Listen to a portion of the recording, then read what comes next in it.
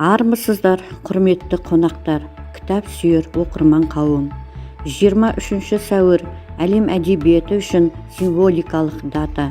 1995 жылы Парижде өткен ЮНЕСКО-ның бас конференциясы бұл күні кітаптар мен авторларға құрмет білдіру туралы шешім қабылдады. Мереке халықаралық кітап баспа ассоциациясының ынтасымен 1969 жылдан тойланып келеді. 1995 жылдың 16 қарашасында өткен ЮНЕСКО-ның бас конференциясының 28 сессиясында мереке туралы қарар қабылданып, 23 сәуір дүниежүзілік кітап және авторлық құқықты қорғау күні болып жарияланды. Осы мереке арқылы ЮНЕСКО ұйымы баршаны, әсіресе жастарды кітап оқудан ләззат алуға, адамзаттың әлеуметтік және мәдени дамуына өлшеусіз үлес қосқан адамдардың еңбегін құрметтеуге шақырады. 23 сәуір дүниежүзілік кітап және авторлық құқықты қорғау күні. Тәуелсіздігіміздің 30 жылдығының аясында кітапхана рухани жолында оқырман кітап оқы атты кітап фестивалін ұсынамыз. Осыған орай бір ел бір кітап республикалық акциясы ел тәуелсіздігінің 30 жылдығына арналды. Аталмыш акция аясында 30 кітап тәуелсіздіктің 30 жылдығына атауымен танымал қазақстандық авторлардың поэзия, проза, драматургия, балалар әдебиеті және аударма саласындағы 30 үздік шығармасы жалпы халықтық оқуға іріктелді. Біз де бүгінгі іс-шарамызда республикалық акция аясындағы кітаптарды насихаттаймыз.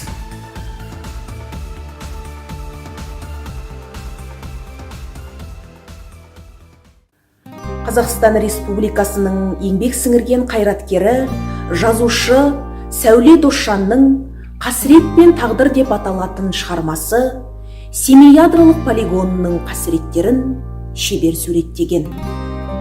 Аталмыш роман 2021 жылы тәуелсіздігіміздің 30 жылдығына орай оқырмандар таңдаған 30 жылдыққа 30 кітап акциясына енген проза жанрынан таңдаулы шығарма болды. Шығарманың басты мақсаты Семей ядролық полигоны Жапониядағы Хиросима жарылысынан, Украинадағы Чернобыль апатынан кем түспейтіндігін көрсету. Туындының жарық көруіне жазушының жары Сәт Тоқпақбаев себепкер болған. Роман қазақ және орыс тілдерінде жарыққа шықты. Басты кейіпкер сол заманның қиындығын көрген аяулым. Автордың сөзінше, басты кейіпкердің қиын тағдыр кейпіне жазушы өзін негізге алған. 30 тараудан тұратын «Қасірет пен тағдыр» деп аталатын шығарма соңғы жылдары қазақ әдебиетінің алыстап бара жатқан көлемді роман жанрында жаңғыртқан. Түсімде аспанға қадалған отты алып саңырауқұлақ көремін. Дүние сілкініп, жер әлем дірілдеп жатады. Шошып оянып, балаларыма ұмтыламын. Егіз ұлдарымды елжіреп емізіп отырып, түсімді ойлап, қорқып кетемін.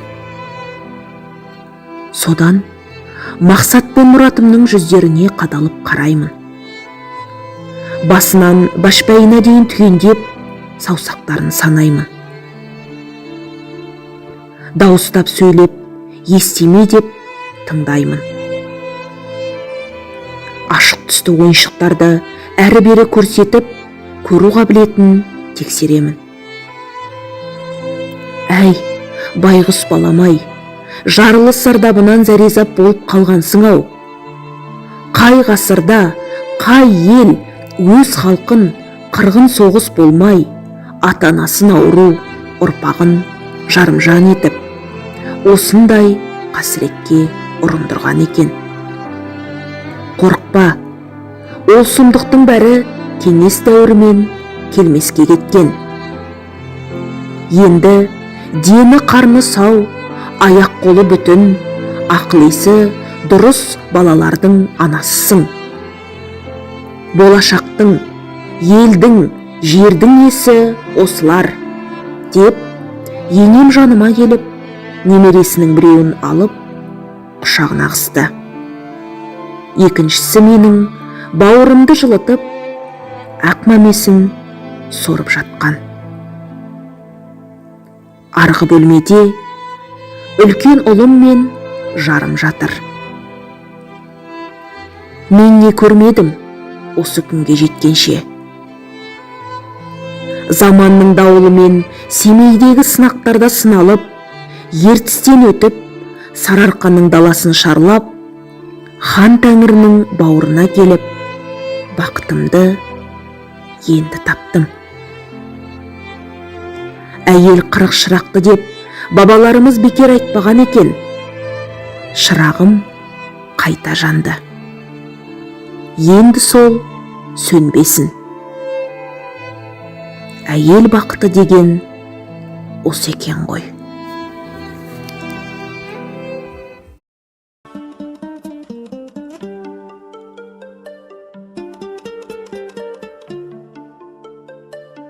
Поэзия меніменен егізбедің, сен мені сезесің бе негездедің деп ақиқ ақын Мұқағали Мақатаев жырлағандай, поэзия жанрындағы мынадай әдебиеттерді оқи аласыздар. Өлкеміздің ақыны Серік Ақсұңқарұлының рух өлеңін қабыл алыңыздар. Жаным менің жанымды түсінермен, түнде ұйықтап жатсам да түсіме енген. Өлең деген рухты іздеп өттім, өмір деген кітаптың ішінен мен. Күңіреніп, үмітпен, күдікпенен, тек сол үшін ғана өмір сүріп келем. Өлең деген жоқ мына дүниеде, құбылыс бар, құдіретті рух деген. Қанша іздеп, сарсылып таба алмадым, қанша мәрте қарам қап қар орманым, қасиетті қара өлең көзден ұшып, қара сөзге сүрініп, арандандым. Хан кенеге ілесіп қия шалдым, қарлығашпен бірге ұшып ұя салдым. Ұлттық рух жыр екен уыстап, ақ парақтың бетіне құя салдым. Күңіреніп, үмітпен, күдікпенен, тек сол үшін ғана өмір сүріп келем. Өлең деген жоқ мына дүниеде, құбылыс бар, құдіретті рух деген. Мұқағали Мақатаев, ей өмір.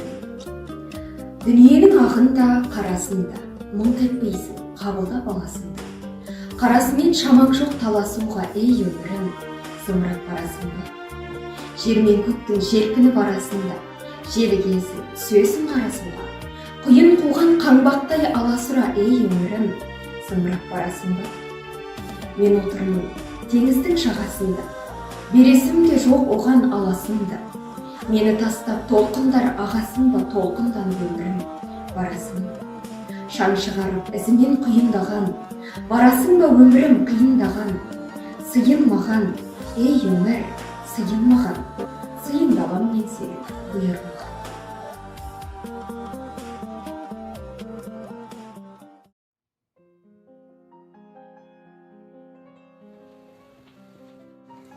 Кіріңіз. Құдай қонақпен шырағым. Кіріңіз. Кіруге бола ма? Болады, кіріңіз. Теледен нышанның жарығын көріп, бүгін қадіртіні болғаннан кейін мұсылманның баласы ойлап, кірізетін жадыр келіп тұрмын. Кіріңіз, шай қояйын. Шырағым, бір жұтым су, нұртын наным бар ма? Қарным ашып өріп тұрмын. Отырыңыз. Шайдан алыңыз. Алла риза болсын шағырағым, бұл қадіртіні ғой. Далада қалсам сүгілетін едім. Кені бойымды жылытып алайын. Жақсы, шайдан алыңыз, наннан алыңыз. Айналайын, қорқып отқан жоқсың ба? Қорқпа. Жыланда ақ құйған адамды шақпайды дейді. Менің де өзімде 2 қызым бар. Осылай болмыжбап туған жоқ. Тағдырдың жазғаны ғой басыма. Жоқ ата, қорқып отқан жоқпын, шайдан алыңыз. Өзіңдікі ме? Жоқ, жалдап отырмын. Есі үлкен кісі, бүгін туыстарына қонаққа кетіп еді. Шайдан алыңыз. Тұрлауы жоқ, не ай. Менің де үйімде, баспанам да, қызметімде болып еді. Әйелім де болып еді, одан бұрында бір әйелім болып еді. Марқұм болып кетті олар. Оларға неге бармадыңыз? Ажырасып кеттік қой, ажырасқанымызға 40 жылдай болды. Ажырасып па едің? Темекің бар ма? Жоқ, темекім жоқ. Темекің жоқ болса, мен өзім барып темек алып келейін. Білесіз ба, қайтып келсіз? Жарайды, отырыңыз, мен өзім барып келейін. Отырыңыз, іше беріңіз шайды. Шырағым, түйсігің бар екенсің. Bir түтіні жұмсақ алып келема деп едім. Әкем марқұм осындай тартушы еді. Дұрыс болғаны. Шырағым, қадір түніне сенесің ба? Күтіп отырмын қадір түнін. Келетін шығар. Бізде қадір түнін күткенбіз жас кезімізде. Қадір түні басымызға бақпы қонбады ғой. Ендігі жерде өздерің жастарсыңдар ғой, сендердің бастарыңа болсын. Әмин, айтқаныңыз келсін. Шай демдейін, шайдан ішіңіз. Шай ішіп, шырағым, шипыр дегенді білесің ба? Жоқ, білмеймін. Шипыр деген қызыл шайды қызыл құйып берсең, шипыр деген сол қызылдап құйып бер айналайын. Әкеліңіз құяйын шайыңды. Шырағым, біреуді күтіп отқан жоқсың ба? Жоқ, Үйдің иесі кеп қалған жоқ па? Мен тұрайын. Рахмет айналайын. Сен айданасың ба? Мен айданамын. Мен Еркебайдың келіншегі болам. Сіз бекке келдіңіз. Біздің арамызда бәрі біткен. Кетіңіз. Қадір түні осылай күтуші еді қонақты. Сіз бекке таңдағансыз бұл түнді, қадір түнді.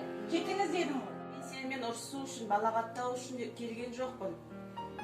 Сөйлесуге келдім. Бұның алдында болса, осындай ашумен айтар едім. Қазір олай емес. Сізге бәрін айтып еді? Сен жылама, ішіндегі бала менің заңды күйеуімдікі, баламның бауыры. Кішкене қақым бар ғой менің де. Құрметті оқырмандар, бір ел бір кітап акциясы аясында тәуелсіздігіміздің 30 жылдығына орай 30 кітап аясында Мадина Омарованың мистикалық шығармаларын, әңгімелерін және драматургиясын біздің кітапханадан оқи аласыздар.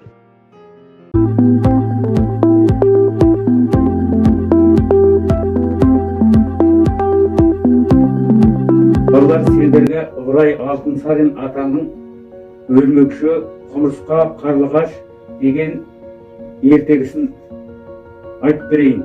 Атасы 10 жасар ұл баласымен далада келе жатып, баласынан сұрады: "Анау өрмекшіні көремісің? Не істеп жүр?" "Көремін, өрмек тоқып жүр." "Анау құмырсқаны көремісің?" "Көремін. Аузында бір нанның уышығы бар. Жүгіріп кетіп барады. Жоғары қара. Аспанда не көрдің?" "Жоғарыда қарлығаш ұшып жүр. Аузында кесе тістеген шөбі бар." Сонда атасы айтты: "Олай болса, шырағым, ол кішкентай жәндіктер саған әбірет. Өлмекші маса шығынға тұзақ құрып жүр. Ұстап алған соң өзіне азық етеді. Құмырсқа бала-шағаларына тамақтасып бір нанның уышығын тапқан. Соң өзі жемей аузына тістеп қуанғаннан үйіне жүгіріп қайтып барады. Қарлығаш балапандарына ястауға шөп жиып жүр. Жұмыссыз жүрген бір жан жоқ. Сен де Құдай тағала босқа жүруге жаратпаған, жұмыс жасауға әдеттену керек, деді атасы. Құпия қонақ. Мектептен қайтып келе жатып, Саша мен Бату жол бойы тағы да Гарри Поттер жайында соңғы фильмді талқылаумен болды. Түсінесің бе, фильм әрине тамаша болып шыққан. Арнайы түсірілген әсерлі көріністер, компьютерлік графика, бәрі керемет. Әйтсе де кітап артық. Саша таңқы танауының ұшына қарай сырғы беретін дөңгелек көзілдірігін байыппен түзеп қойды. Несі артық дейсің? Бату алақтай артына қарады да жүрісін үдете түсті. Сен-ақ ақыл күйсе береді екенсің, Саша. Сен өзі 5-ші томын оқыдың ба? Феникс ордені туралы, деді Саша шамданып. Несіне оқимын? Кинода онсыз да бәрін көрсетеді. Бату тағы да артына қарайды. Тезірек жүрейік, әжем тосып отыр. Әжен неменеге тосады, деді Саша таңырқай. Кішкентай баламысың сен? Өзің кішкентайсың, Бату күрсінді. Бұл күні Бату үшін ауыр болды. Тарих пәнінің мұғалімі баттитып екілік қойған аздай күнделігіне ескерту жазып ата-анасын мектепке шақыртып жатыр. Рас, артынша аздап жолы болғандай еді, мектептен елеусіз сытылып шығуын сәт түсті. Бірақ ол да неғайбыл. Өйткені зәбір көріп, заризап болған басы жақсы біледі. Скорпион ешкімді оңайшылықпен жібере қоймайды. Тезірек жүгіріп үйге жетіп алуы керек. Ал мына төрткөз тағы да сүйікті бот тырынжылап кетті.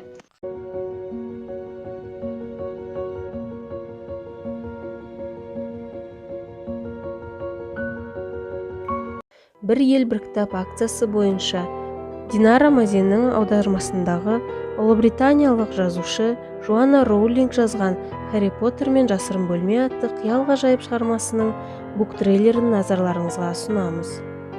Кітапта Хогвартс сиқыр мектебінің Гриффиндор факультетінің оқушылары Харри Поттер мен оның достары Рональд Уизли мен Хермиона Грейнджердің бастан кешкен оқиғалары туралы баяндалады.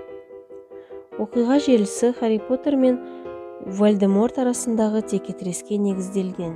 Хогвартс сиқыр мектебіндегі әлдебір белгісіз тылсым мұрагердің оқушыларға жасалған шабуылын Харри Поттер мен достары зерттегені туралы баяндалған.